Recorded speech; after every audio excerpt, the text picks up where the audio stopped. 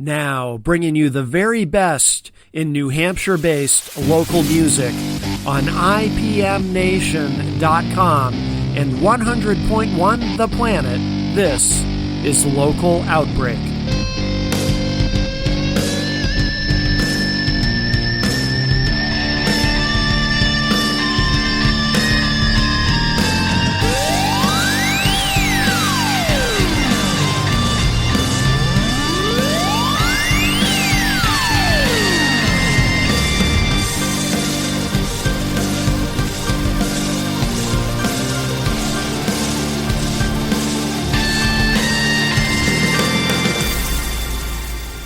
On the couch, we have a couple of very fine musicians here today.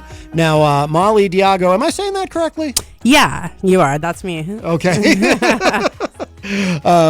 You've been on the show. How long ago was it when we did that? We did a phone interview. Yeah, I think it was back in March when my last single came out. Okay. We came on the show and it was so fun, so I'm back for more. Great song. It gets stuck in my head. So. Thank you so much. Really. And we deeply appreciate you. So thank you so much for having me again. Absolutely. Absolutely. And I'll let you introduce your partner in crime here. Yeah, I also have Jimmy with me today. He is jamming with me on the guitar. Hey, how you guys doing out there? Hey, Jimmy, welcome. And what are you, are you in the midst of a tour or? No, well, sort of. So we did a couple of different radio shows the last 2 or 3 weeks, and this is our second to last one, and it's been super fun. But, just doing some radio here and there, saying hi to all our friends and all the cities all over the Northeast. So it's been great. Oh, very good. Very good. But this is our favorite for sure. Oh, well, appreciate that. How many stations total have you? This would be number 5. Okay. I think that we've been to. Yeah, okay. Excellent. Sure. Excellent.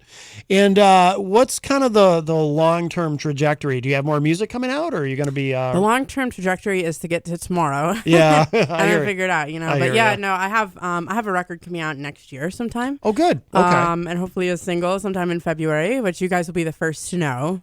So we're just kind of, we put out a single and then I had a lot of management difficulties. And so I basically had to fire everybody and start over. Really? And that took a lot of time. So we kind of have to reboot the machine now, from scratch. Because, the single did great, thanks to you guys in part. And so, we're kind of trying to get out there and do some stuff to get people back knowing who I am and being excited, So yeah, super appreciate you having me today, of course. Oh, very nice. We love it. Yeah. Very good. Sure. Very good. Welcome. I'll give a little teaser, but I got to hear you sing a little bit before we went live. And you're still alive. That's good. Stop it. You sound just like the recording. You're not like seriously. When do you guys get to hear this lady sing? Because I was like, what? It took like a double take. I love your song. Anyway, I really do. I really love the song. But your voice is phenomenal. Your voice is absolutely phenomenal. Thank you so much. So what you're saying is I'm paying my producer too much. I don't. Oh, maybe. Yeah, don't let them overproduce you. They don't need to overproduce you. No. Thank you so much. You really do have a very beautiful voice, and it did capture my attention. You're like, she's like perfect. Oh yeah. Thank you so much. Well, hopefully I can carry it for another 30, 40 minutes and. We'll see. We'll see how it goes. I thought you were going to say like 30, 40 years, but that's what you meant. Like I said, let's get through this performance and then we'll look 5, 10 years. I like it for sure. Thank you. But thank you. That's a super sweet compliment. Always appreciate it. I genuinely mean it. I absolutely do mean it. Thank you so much. You guys have to wait. I'm just going to tease you. Yes, Heartbeat Golden in the chat says, we say that you have a wonderful voice, #Molly. Oh, so thank you. Heartbeat Golden. Well, we hope you stick around after California Dreams or whatever you're doing over there in Greensboro. Hashtag. Yeah, hashtag. DJ Steve is in the chat room. Hello. And Alex Whiteley says, our friend from the UK, life without music would be dull. Hats off to any performer willing to wear their hearts on their sleeve the way that they do. Very nice. Very nice. You mentioned management difficulties. Can you probably don't want to be specific about it, but I don't know. Can you just, we do talk about, because of my background, sometimes we talk about music industry stuff on the show. It doesn't come up that often, but it does come up. Is there anything you can say about that, or a cautionary tale, perhaps? For musicians? I would love to be specific and drop these individuals' names, but they don't deserve the time of day. But So I was with a really large firm before COVID. I was super lucky. Finally, everything was aligning, and then COVID happened, and they dropped half their roster, including me. Oh. So I was like, sort of back to the start. Also, I was a guitar player for a really long time, and then I started singing because I wanted to be my own boss. So like I said, everything was going really good, and then COVID happened, and I got dropped, and then I had to start over. So this person came along who was sent to me by somebody who had industry credits. Actually, my producer, his name's Sahaj Tikatin. He's from the band Raw. And he's like, hey, check this lady out. Like, she's starting a new company with management, whatever. She told me that she worked with Universal Records, Capitol Records, all of this stuff. So I did about a year with her until I realized that none of that was true. Oh, no. She was a total scam. So wasted a year. And actually I found out a week before my song came out. So oh no. A little thing about music, when you have a single, especially if you're sending it to radio, it takes about 6 weeks to load that in, to get the programmers on board, everything. And so it was about 10 days out. And I had asked her, I'm like, what's going on with this? And she's like, oh, she had nothing. So 10 days before the song, we're scrambling to do interviews, to do get programmers involved. So I think it could have been even better than it was if I had proper management. So then once I fired that crew, I had to start over. And now actually I have a great team of people. One of the gentlemen who's helping me is actually the guitar player for Three Doors Down, which is really cool.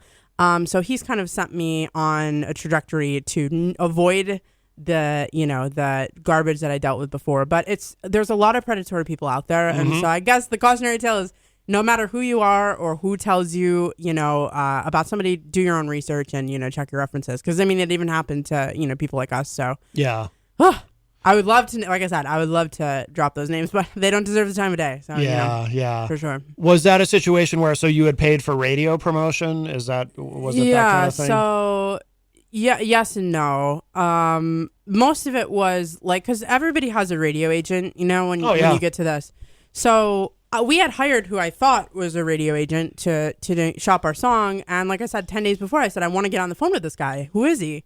And so she gave me some name and I contacted him. He's like, who are you? I'm like, what? Oh, no. Yeah. So wow. I stayed in touch with someone from the really big agency I was with who actually moved on to Interscope Records. And he's like, listen, I got you. So he hooked me up with a gentleman named John Coons, who is also on my team still to this day. And within 10 days, they still pulled it off. And we managed to chart amazingly in the top 40. So thank God I knew good people that had my back, because that was a nightmare. Especially because we had 9 months between song inception and release to get this together. So the shock of being 10 days out and having nothing, no press. Oh, it was awful. It was, but shame on me for not, being on the ball. But still, you have an executive from Capitol Records or Universal managing you. You're like, I think they got it, but no, wrong. Right. All wrong, all fake. So it was terrible. And the guy who connected me to her, obviously he feels terrible now. He didn't know himself. So there's con artists, man, everywhere. It's awful. Oh yeah, absolutely. For sure.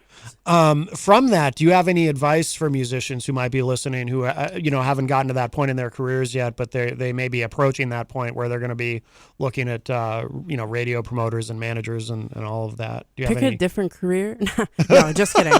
Don't do that. Follow your heart. No, but have a good backup. I think there's really good people out there, and it's just really hard to network. Actually, because of this, from my experience, I'm actually founding a new company called Blue Room Talent, which is live as of yesterday, blueroomtalent.com.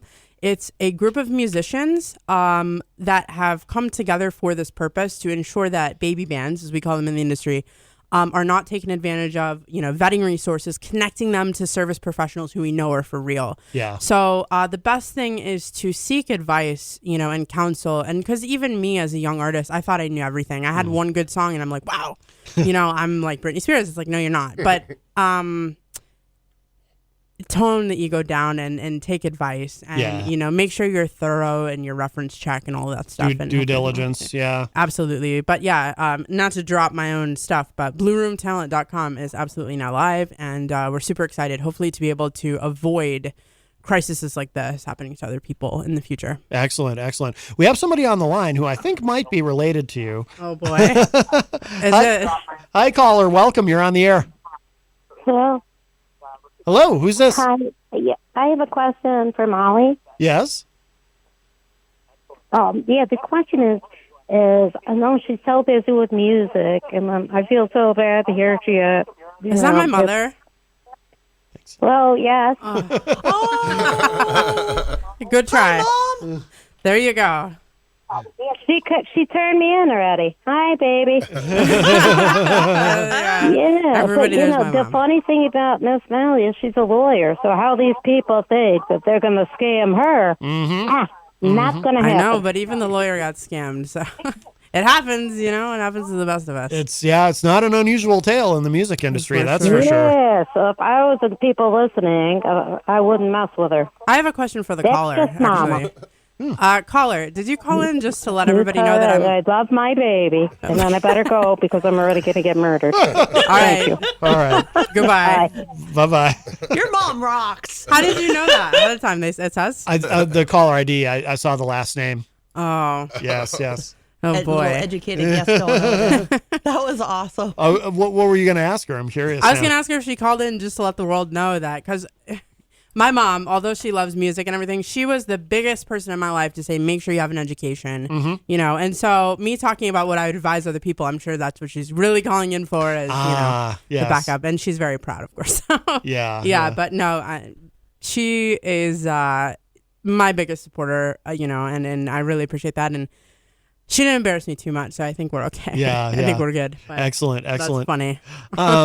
Yeah, we did talk about that during our phone interview about how you're also a lawyer. I am. Yeah. And that was interesting to me too. Again, just myself coming from a music industry background, because I would think that would be enormously helpful. I mean, obviously it's not something that's going to protect you from this, all the scammers, lesson learned there. Sure. But I would think as far as like when, obviously if somebody puts a contract in front of you, Of course. Yeah, it's been great, and it's also been terrible, because I think sometimes anytime a lawyer comes in the room, everybody's like, oh, Right. And so to walk into Shoot, negotiations, this one really is like- has a lawyer. Exactly. Everybody says, I'm going to talk to your lawyer. So the problem is when the artist is also a lawyer, they're like, well, we can't. So sometimes it's hard because they know that there's, nothing, I know a little bit about what should be going on here. So in that way it can be, sort of a disadvantage. But in terms of me helping my friends, I have a lot of friends who are musicians, whether it be traffic tickets, which they're calling me every day about that, or, just contractual stuff. Like it's great to be able to help and give back. And that's another reason why, we wanted to start an organization where there's professionals and musicians all together, for the musician. But like I said, I stacked the cards, man. I was an attorney. I've been into music for 10 years and I still got, the wool pulled over my eyes once. But so it happens, Sure. to the best of us. But no, being a lawyer, it's interesting to say that my fallback is yeah. an attorney. But, people take me seriously, which is cool. Maybe for, they shouldn't, but they do. So I don't complain. Now, where do you practice? I don't actually practice much at all now. Where are you admitted to? In New York. In New York? Oh, New York For attorney. sure. Yeah. No, it's cool though that your fallback, as you said, it is something that can actually help you with your own career too. Is a New Sure. York lawyer. She's Yeah. good. Yeah. For sure. And the other thing it's helped with is music is expensive, man. It's expensive to get going. So that has been a big help too, of course, because, law school, I guess, had its perks and taught me some good skills so that, But it's not cheap. Heck no, it's not cheap. Have you found yourself in situations where where that's really come in handy, as far as somebody asks you to sign something? And Absolutely. The biggest thing that it's come in handy for, and I don't know if I'm allowed to say it, but I'm saying it, is bartering. So Yeah. a lot of people in music business find themselves in sticky situations every day. And a lot of times I'm the first call of a lot of great people who have a lot of great skills. And a lot of times it's not a thing of a financial gain. It's a thing of how can I help you if you help me? So right. the biggest way that it's helped me for sure is that factor. I get a lot of calls from really cool people every single day. And I'm able to network with them. I'm able to help, hopefully, or at least point them in the right direction and then hopefully utilize, the profession of that person or so on and so forth. In terms of contracts, it's been okay, but law is hard because there's just so many of them. And you can't know them all. So I mean, Google is a lawyer's best friend. I swear. So Yeah. but no, it's been all right. Yeah. See, I always took issue with that. If your ignorance is no excuse for breaking the law, is what we say. but there's how many reams of laws? There's no way any human being could potentially know all the laws. That's what I tried to tell my professors, but they weren't having it. It was weird. It's real weird. Yeah, no doubt. Don't give me that beat. There ought to be a law to change it. No, sorry. Yeah, seriously. I feel you. Where did you go to law school? Syracuse. Okay. Yeah. And you have a specific connection here, right? New Hampshire that we talked about before, right? Is it somebody here you've worked with? I recorded here. There was Okay. an awesome Rocking Horse Studio or something. I think. Oh, was yeah, here yep. locally. Yep, I think there it was awesome. Is that something that rings a bell? Yeah. Oh, Okay. very, very much so. Okay. Yeah. Yeah. I think Yeah. that must have been it because that awesome Brian, place. Brian Coombs. Okay, Yeah. oh, yeah. Oh, yeah. I've That's been it. there. Yeah. Okay. Actually, I've interviewed him. Yeah. Case closed. Yep. That's what it was. Yeah. sure. Yeah. Did you actually? Well, where did you record End of the World? Did you do that there? No, I did End of the World in Fort Wayne, Indiana. Oh. Actually, parts of it everywhere, but we went to the Sweetwater studio, which is really cool. Sweetwater is a giant music company you probably heard of. They have studios there, which is cool. But my producer randomly lives in Fort Wayne and has his own little studio there. So I flew out to Fort Wayne and we tracked half of this record. So End of the World was like the first song that we did, and it turned out that it was our favorite. So Oh, okay. yeah, we put it all on the table. Round one, but yeah, for sure. Was that a hard decision as far as releasing the single so far ahead of everything else? Or Yeah, well, it wasn't supposed to be that way, but Yeah. with my implosion situation, it had to be. Like, yeah. our record was supposed to come out in the summer, and then we had singles, but everything, we had to start over. So, yeah.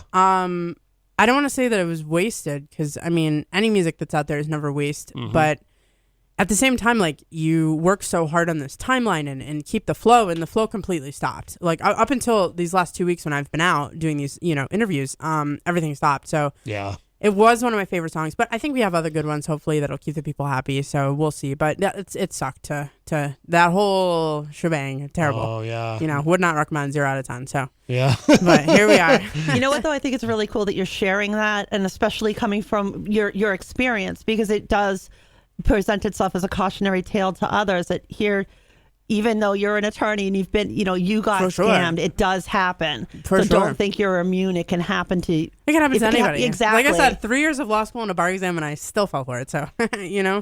But it's not your fault. It's not your fault. No, people suck. but People it's are just terrible. Yeah. And musicians, the other thing about people like that, and this is once again cautionary for other musicians, is your dream, when somebody tells you, I can make all of these things happen, like, you don't even want to listen that it might be not real, Right. And in fact, some of the clients, this person is still taking clients, and bands are calling me, the last couple of weeks, it really came out that this person's not real, and they were calling me, and some of the band members, like, one band member said to the other, listen, guys, like, she's not real.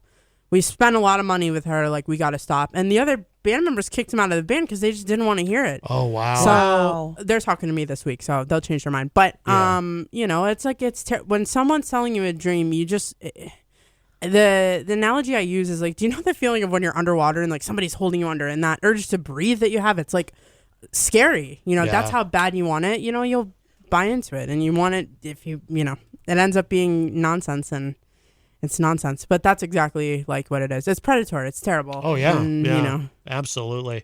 Our friend Alex Whiteley from the UK has a question. Actually, this could be for both of you, but he's asking, has your guest ever dropped a pick in a guitar or have any other funny things happen during a performance? You take that one, Jimmy. Of course, how can you not? It happens all the time. Just make the best of it. Hope no one watches, Yeah. No one sees. Just keep going. Yeah. You ever have anything really unusual happen, or? What unusual hasn't happened? I mean, every performance, something goes wrong, and I'm upset for hours and hours. But it always works out. Whether it's throwing a pick, breaking a string, the other musicians don't show up to play. Jimmy, but no, Jimmy's great. Just kidding. No, Jimmy's the best. That won't happen. Anything crazy. I fell off. I took a step. This is the worst. I was in Detroit, Michigan, playing the Ritz. I remember it. It's an old rock club.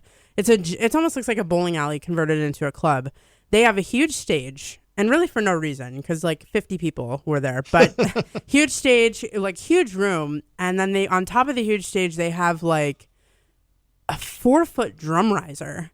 And I decided, this is when I was playing guitar. I was a guitarist. I decided to jump off the riser. It didn't end well. However, I kept playing on the floor. back on the floor, like off. But it was bad. I deeply hurt my leg, and I won't be doing that again. But that was probably the dumbest thing that's happened. And I'll never forget that. But yeah, stage jumps, bad idea. Were you able to keep going, or what happened? I was playing literally laid out flat on the floor. I finished the song, and then we had to call it quits after that. Wow. I'll never forget that. Awful, for sure. But the show must go on, you know? What kind of a band was it? Because that sounds very punk rock. It was. We were covering I think it was a Paramore song when it happened. So that was a super punk rocky thing to do. So no, that was absolutely it. The right moment hits and you just want to go for it. And the problem is my legs, they didn't want to go for it. So bad judgment call, but I live to tell about it. Was it Misery Business by any chance? I'm just asking because I love that song. That is a great song. And it was either Misery Business or it was Still Into You. Actually, I think it was Still Into You. I don't know, but yeah, Misery Business is a banger too. So I could see that happening. But absolutely. How about you, Jimmy? Anything like really unusual or? I mean, not too much. Nothing that really sticks to my mind. Something always happens, but once again, it happens. It's live. People are watching you. Just keep going. That's all you can really do, you know? Yeah. Sometimes you can't, but even then you just keep on going. Now, how did you, so we haven't, you're still a mystery to us at this point in the conversation. I like to be a mystery. Do you like to be a mystery? Sometimes I like to be a mystery. Of course. Jimmy actually, this is his first live performance with me ever today. Ever. Oh, really? Yeah. Oh, wow. So, extra bonus. One of those things I spoke about before when the band doesn't show up to play happened at my very last live gig, and it was my hometown, which is not cool. So we had to restructure. Yeah. Oh. So I sort of wiped the slate, and a really good friend of mine who is actually rides horses with me introduced me to Jimmy, who's actually end up being my drummer. Oh my gosh, that would be so amazing. That's another thing we didn't talk about. He's actually a drummer, but he stepped up for me for this little radio gig and allowed me to, not have to play, which is fun. So, do you have to, Jimmy's phone? We have a timeout. It's okay. No worries. You going to put him in timeout? TV timeout, guys. Okay. No, he's fine. So you had somebody not show up at your hometown show? The person showed up, but he wasn't physically present. He wasn't mentally present, I should say. Yeah. Oh, really? A couple, yeah. So when I'm just really, especially your hometown show, and it was a big show, it was a festival, a lot of people there. Yeah. You need the band to be great, and when it's not great, I get frustrated. Yeah. Really, and I had one of the people who are now on my management team was there too, and it was, it's just not the look that I wanted. So onwards and upwards, and that's the thing about musicians is I have a really high caliber of taste. So Jimmy's great, and I'm really happy that he's here with me today. Yeah. Excellent. For sure. Do you have any plans as far as when you're going to start playing live shows at venues again, or are you more focused on the album? Or I focus on the album right now. Some in part because, it's not completely finished out yet, and some in part because I don't like traveling when it's cold outside. Yeah, I hear you. I am a fair weather, tour. So probably this summer we'll be back out. Yeah, there you go. For sure.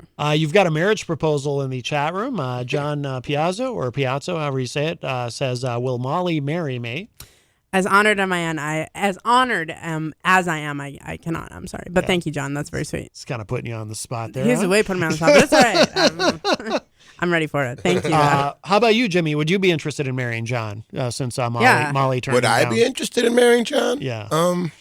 Does he have a beard? That's a good question. Oh, boy. I mean, I can't tell if he from does, the, would he be willing to shave? No, I can't tell from the no, sir. I'm just this kidding. turned into the match game real quick. No, I thank you, but no, thank you. I would not be willing to marry John. Yeah. And who's behind door number 2?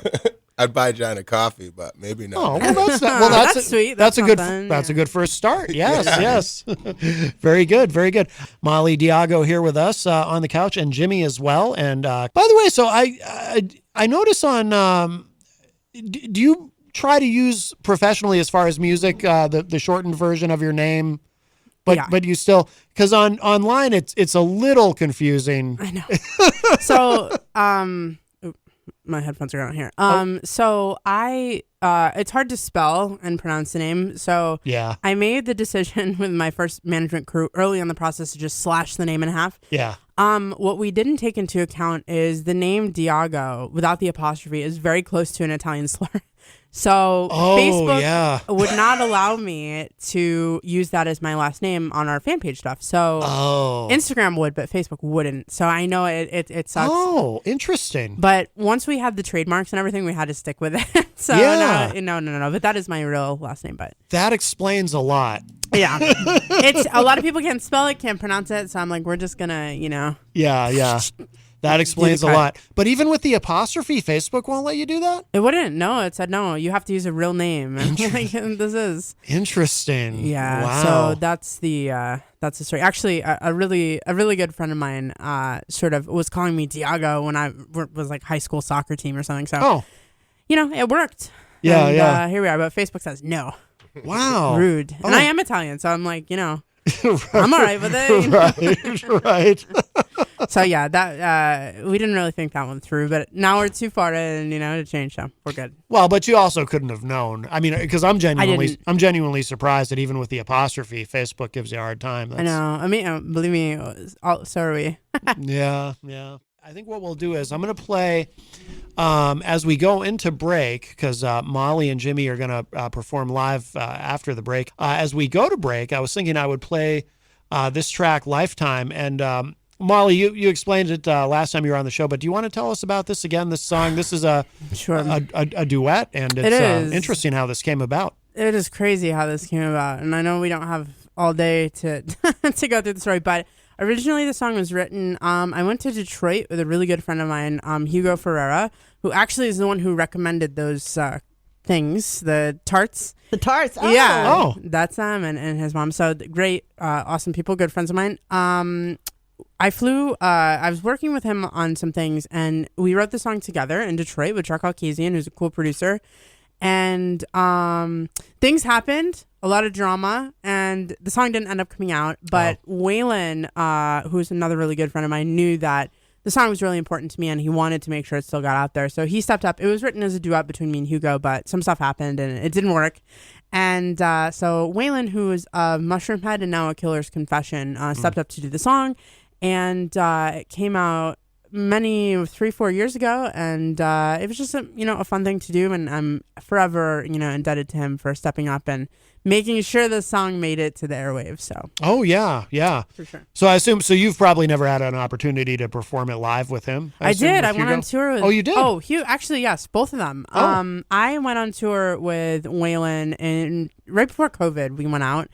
And performed the song, which was really fun on his tour. And then I played it with Hugo. We had a show together in this past August, and Hugo was on the bill too, so he came out and sang the song with my band. So it was awesome. Oh, wow. Yeah, so the song is completely full circled at this point. Yeah. Oh, very cool. Absolutely. What was there, just like industry drama that helped things everything. up? So anyone who knows me and Hugo is laughing right now, but we are like brother and sister in a lot of ways, and he always sort of getting into it with each other. We have good days and bad days, Yeah. So a lot of it was just that. It was just brothers and sisters that get into a fight, and then the mom has to split us up for a few months, and then we come back together, and everything's great. So I can't even. There's been so many sort of off and ons with us in my life that I don't even remember what the problem was, but. Nonetheless, there was some sort of an issue. But like I said, right now we're really good friends, and he's helping me with, actually it's really his brainchild, his Blue Room Talent, which I talked about a little bit earlier. Oh, okay. Yeah, he's actually the boss man, Hugo Boss, I call him, for that. Yeah, so we're good right now, knock on wood. But very good. For sure. But one of my best friends, for sure. So, yeah. Excellent. Did this ever appear on an album, or just only as a single? No, it was just a single. I just put it out there and, hope for the best. But it actually is another version of it's going to be on my album, Sneak Peek. Oh, perhaps good. With Hugo, perhaps not. But so my first little effort as a singer, and I'm glad to see someone still playing it.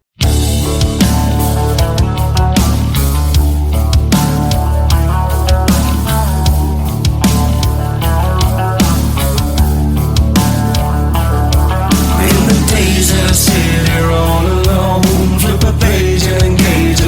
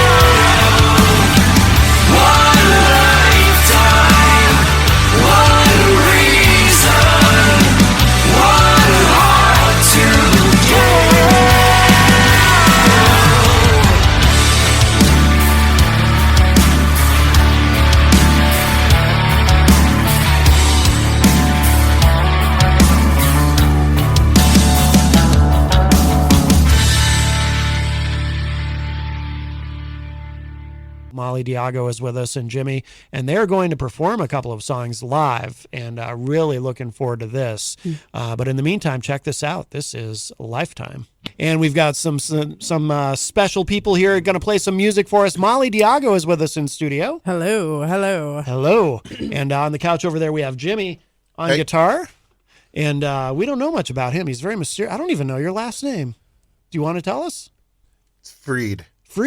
Jimmy Freed. All right, very good. Free Jimmy.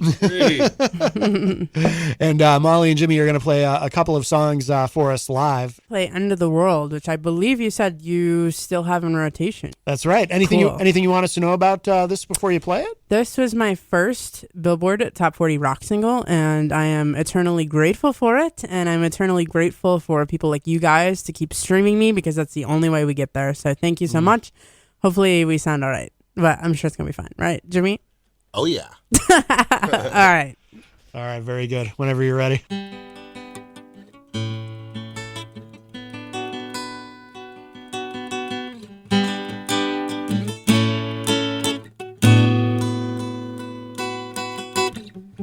Is there any remedy for a broken heart that still bleeds? Tell me how to sew it all up.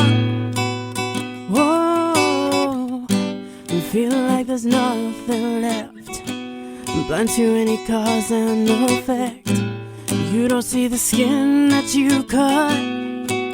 Whoa, well, I remember when we were in fire. Take me there again.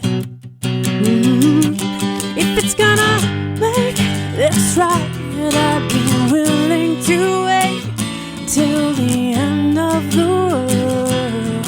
The end of the world. If I had to fake this fight, I would gamble my life until the end of the world. The end of the world with you.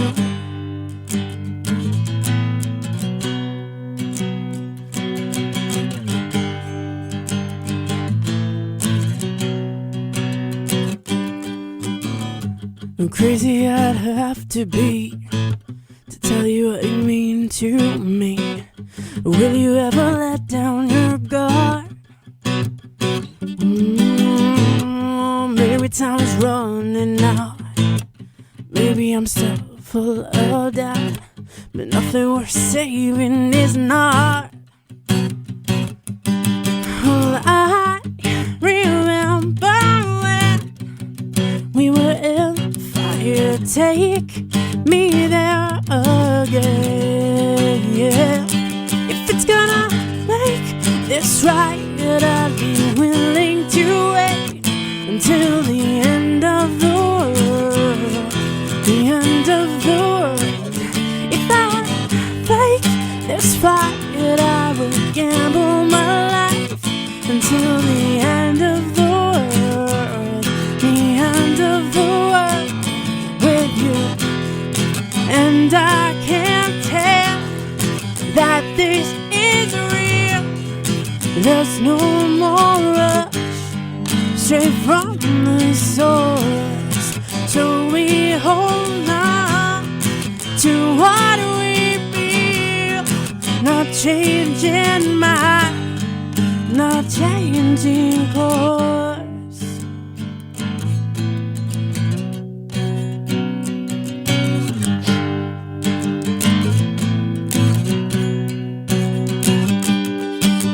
I remember when. Oh, take me there again. Yeah. If it's gonna make this right, I'd be willing to wait till the end of the world. The end of the world. If I had to fake this fight, I would gamble my life till the end of the world. The end of the world with you. The end of the world with you. The end of the world with you. I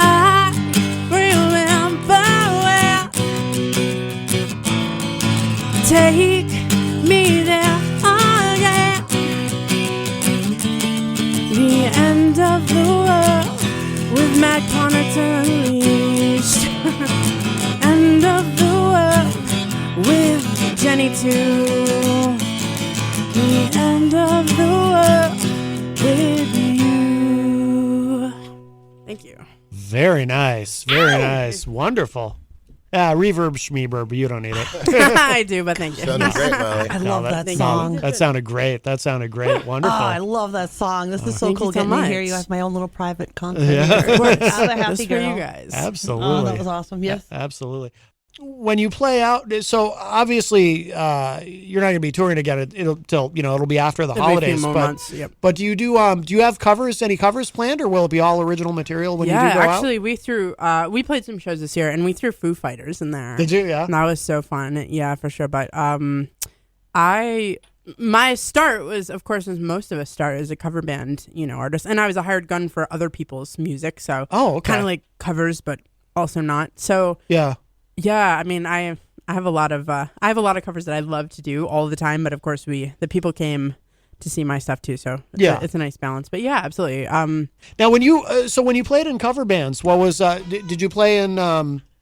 Did you do any? Were you in any tribute bands, or were just bands that did a variety of artists? I was really young. I was young at the time. I was like 16, 17, and at the time, because I was young and my dad was a drummer, I just went and did whatever he was doing because he was my ride. So okay. Yeah. So did you play in a band with him? I did, yeah. Oh, cool. Actually, my first rock and roll tour was my dad, and that is the most anti-rock and roll thing ever. I remember being so excited, and there's cute boys everywhere, but then my dad was just there, constantly, but it was okay. He kept us together. But so I started doing cover bands back in New York. And like I said, he was my ride most of the time, so I just played. But he played a lot of country and classic rock stuff. So yeah, fun though, fun until, like I said, I wanted to take it to a bigger level, So, but I learned a lot. I learned a lot of licks and scales and stuff from the greats. So yeah, it helps to form me as a player, at the time, or a guitar player. So yeah, no doubt. Does he still play? Yeah, he does. Actually, he. I think just joined a country band near Greensboro. I think Charlotte, North Carolina. He is now. So, he still plays. He's got his little trailer. He's got his little drum kit, and he loves it. So, and he played drums when he was a kid, and then stopped. And then when I showed interest in music, he picked up the drums again for me. So we could play and do things. So, cool. I owe a lot of my music, I guess, talent and excitement to him for sure. Yeah, very cool. How long did you play in bands with him? Probably 3-4 years. Okay. Yeah, a good amount of time. And for every year, there was always a dramatic band breakup between me and him. Like for real, yeah. Oh yeah, like he quit the band one time when we were in Washington D.C. on tour. He called up his girlfriend at the time. He's like, "I'm done with these kids," and he walked away. And we got him back, Yeah. But I remember because of such a calamity that night with the band, he wasn't playing. It was a big drama thing. Oh. We ended up leaving like a guitar and his drum stool at the venue. It was an ordeal. But yeah, like father-daughter, like we would go at it. And like I said, he quit the band, then he'd join again. I'd quit the band, we'd join again, So it was a lot of drama years. And it set me up for what I would experience later on in life in the music industry, because Yeah, so it's good experience in that way. It kind of sure. prepares you for a lot of the that. dramatics. Yeah. What was he the only older person in the band? In the cover bands, no. In the band that we toured with, yeah, he was the only old guy. Yeah. It was like 17-year-old kids, and then Joe, who was like 50. Oh, no kidding. So, yeah, but he drove us everywhere, and he made sure we were good, and he bang the skins every night. Yeah, that was the drum riser that I jumped off of, was his. So it's no kidding. Yeah, absolutely. So that's full circle show moment here, but yeah. Oh wow, for sure. Yeah, and you do you play anything other than guitar? Not well, but yes. I had a studio for some time in New York, and so I'm trying to. The best thing about a studio is you can play something and then hear it back immediately, you know, and you can build a song off that. So I had to learn to play other instruments, of course, bass guitar is really simple. I say that, I'm no pro. And my first instrument was a clarinet. My second instrument was the drums, and then third was guitar. And guitar was really what I loved, so I stuck to it. And singing was the very last in line, and I only did it out of necessity. Yeah, for sure. I'm not super confident. Still very young in career as a singer, for sure. Oh, wow. Huh. Absolutely.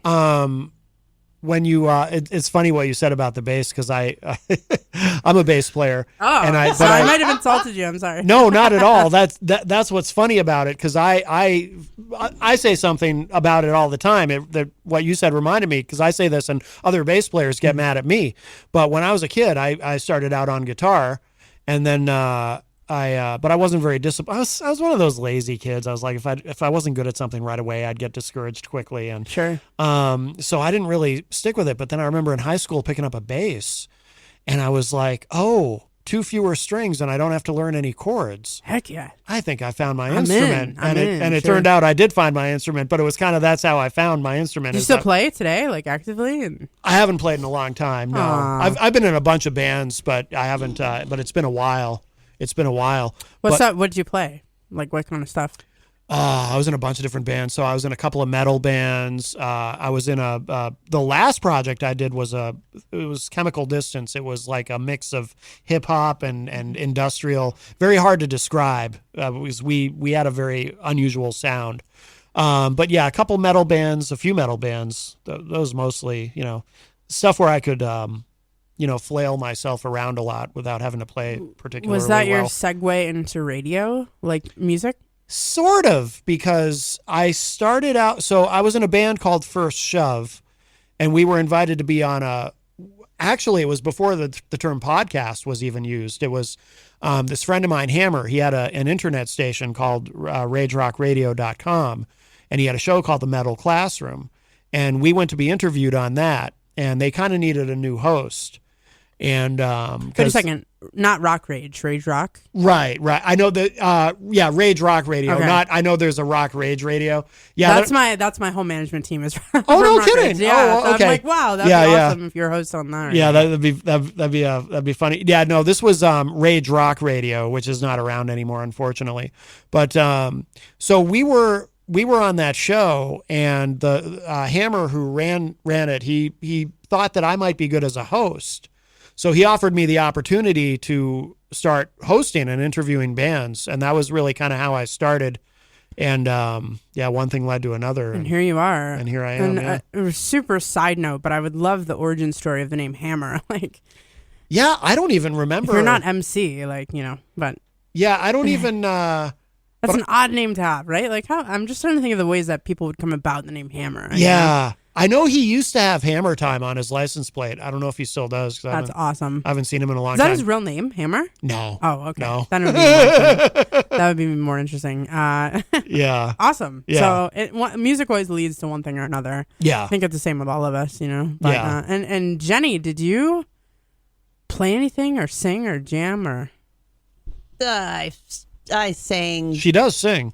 I stink. What? I'm good enough for at home when I'm making things. So how does Matt know that then?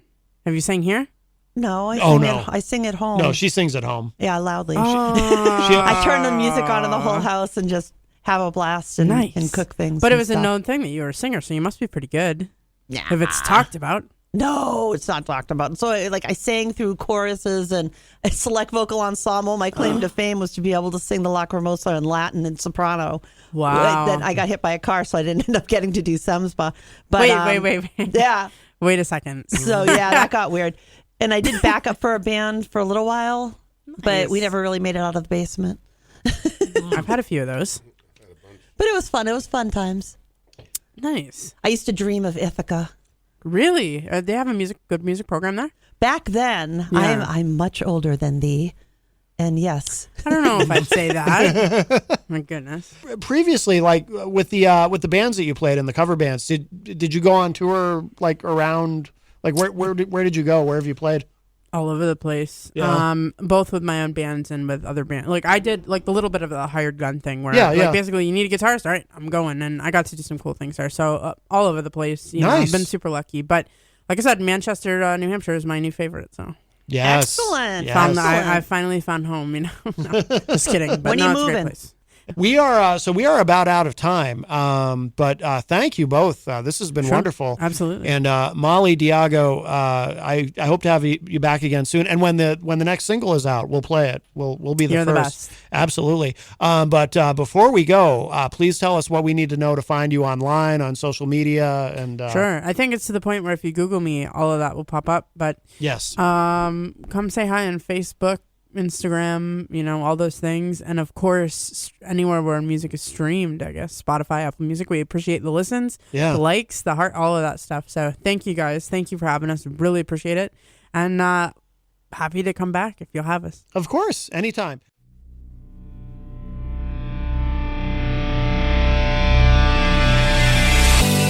Is there any remedy for a broken heart that still bleeds?